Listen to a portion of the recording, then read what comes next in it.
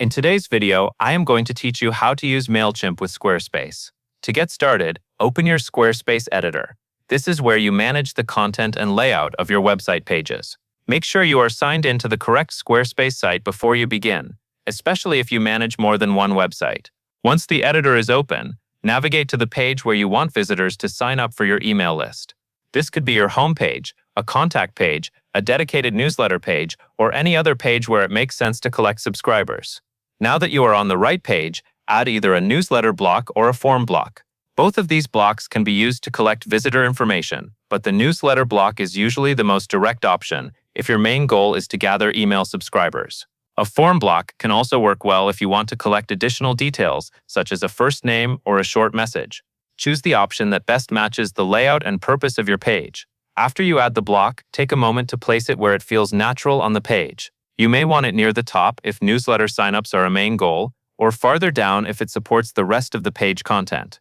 The important thing is that visitors can clearly see it and understand what they are signing up for. Next, click the block and select Edit.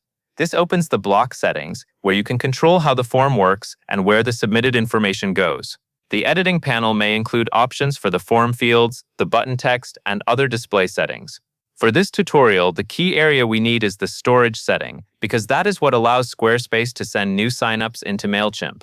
Inside the block settings, go to the Storage tab. This section controls what happens after someone fills out the form or newsletter signup. Instead of keeping the submissions only inside Squarespace, you can connect the block to an outside service. That is what makes this integration useful, because it allows new contacts to flow directly into your Mailchimp audience list. In the Storage tab, look for the list of available services. From that list, select Mailchimp. This tells Squarespace that you want the information from this block to be stored in Mailchimp rather than only being saved through another method. Once Mailchimp is selected, Squarespace will prompt you to connect your account. Click Connect and then log into your Mailchimp account when prompted. During this part, Mailchimp will ask you to authorize the connection between Mailchimp and Squarespace. This authorization is what gives Squarespace permission to send subscriber information to your Mailchimp account. Be sure to use the correct Mailchimp account, especially if you have access to more than one. Do not share or display any private login details while completing this part. After the connection is authorized, return to the Squarespace settings if you are not taken back automatically. You should now see options related to your Mailchimp account. From there, select your desired Mailchimp audience list.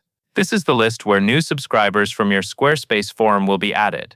If you have multiple audiences in Mailchimp, choose the one that matches the purpose of this sign-up form.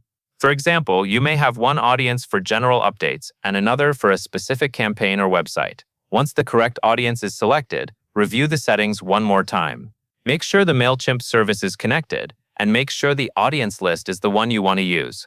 This quick check helps prevent subscribers from being added to the wrong place. Finally, save your changes. Saving is important because the connection will not be fully applied to the page until your settings are stored. After saving, your Squarespace newsletter block or form block is connected to Mailchimp. When visitors submit the form, their information will be sent to the Mailchimp audience you selected. That covers everything you need to know.